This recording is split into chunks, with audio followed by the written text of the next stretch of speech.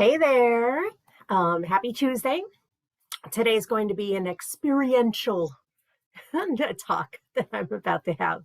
So, tis the season, right? Tis the season for anxiety, hecticness, loss of control, over scheduling, lots of busyness and worries, and all the things, right?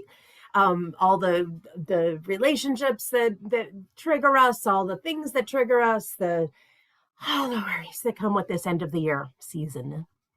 So, today, what we're going to not only talk about, but do, the thing we're going to experience is an anti anxiety calming breath. Now, there's a ton of them out there. There's all different types of breathing techniques that entail counting and all this kind of stuff. This one, what I love about this one is two things. One is it's not technical in any way. You don't have to count, you don't have to do any of that stuff. And the second thing is it's not obvious.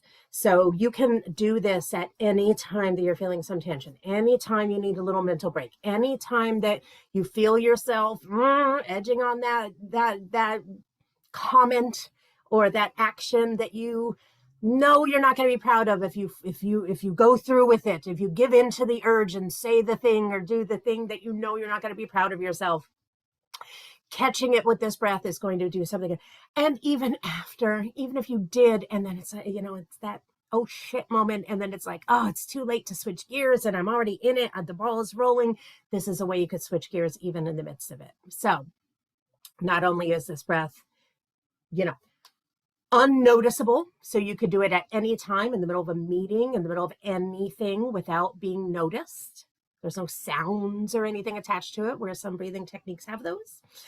It is easy. It's not a super strong technique. You don't have to know technical anything. And there was a third thing that I was going to say, and no, I don't remember what it is. It's just easy. So let's do it together. So here's what we're going to do. I'm going to explain it first, and then we're going to experience it together. So there's just three little elements to take into consideration. On the inhale of this breath, you're not going to focus too much on anything, but as with any calming breath or deeper breath, we don't want the shoulders coming up. We don't want to breathe up. We want to breathe out from the diaphragm. Make your tummy go out, not up, but out, right? So if you're not breathing this way, you're breathing that way. Notice the shoulders don't move. It's all down here. Even the chest doesn't go up. The diaphragm goes out. So that's the inhale, but that's for anything. That's a great technique to learn of how to breathe fully into the diaphragm. If you want a little extra added boost to this, you could put your feet flat on the floor. And when it's time to do this technique, you'll bring your attention down there to feel that lovely support of the earth rising up to greet you. And then lastly, the exhale. This is the fun part. This is the part where actually, if there's only one thing to remember about this breath, this is it. That after you inhale and as you're going to start to exhale, you're going to imagine that you are this big, gigantic, inflatable toy, like an inflatable pool toy with the tiniest little pinhole in it, to where the exhale is steady and controlled and slow, and it takes a lot of time, but it's steady. You don't hold your breath because that can increase anxiety. You don't want to hold your breath. You want it to be steady, but yet controlled. I remembered the third thing I wanted to remember. It is that this breath is so effective that it actually does slow down all of the systems in the body. It does slow down the heart rate. It does slow down all the systems in your body. So it's a powerful thing.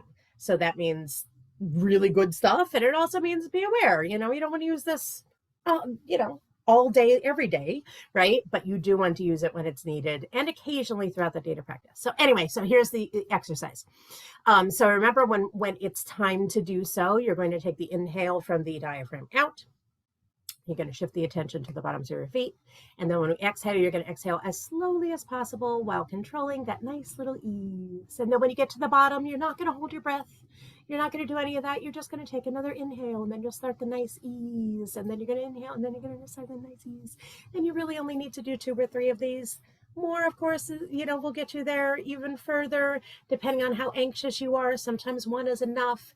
You're just going to really tune into your body and see what's going on for you. But in order to experience this, we can only get the benefits from it if we're already feel what it feels to be incredibly anxious and then enter into this breath. So the first thing we're going to do is an anxious breath. So we're going to bring your attention all the way up. It's going to be a super shallow, super quick breath. Super shallow, super quick, super shallow, super quick. And then when it's time to switch, I'll let you know and we'll do that together. So let's do this. So right now we're just going to cause that anxiety up in your chest, super high, super quick. And now we're going to take the inhale, low and out. And then slow. Slow, control it. When you hit the bottom, when you're out of air, just take another diaphragm inhale, wherever that is for you. Slow, nice and slow. Control that exhale on your own time. You don't have to follow me. When you're out of breath, inhale again. If you're not, if you want to go longer than me, kudos to you. Just don't hold it.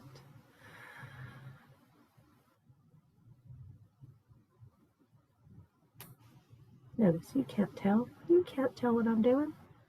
Bringing the attention to the bottoms of your feet. Feeling that beautiful support of the earth rising up to meet you.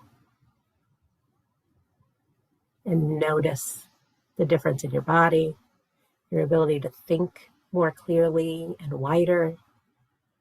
How everything just kind of slow, time itself feels to slow down to a pace where you can then stop, look at what's actually in front of you, make a decision based on all of the information, not just that feeling of anxiety and worry. And really take your time and make your decisions from this place. As always, let me know how it goes. This one for me has been really powerful in altering those trigger points for me when they come up. So I'm excited to hear how this goes for you. So be sure to let me know. And as always, any questions that you have for me, let me know and I will answer them for you here. Have a great week. See you next Tuesday.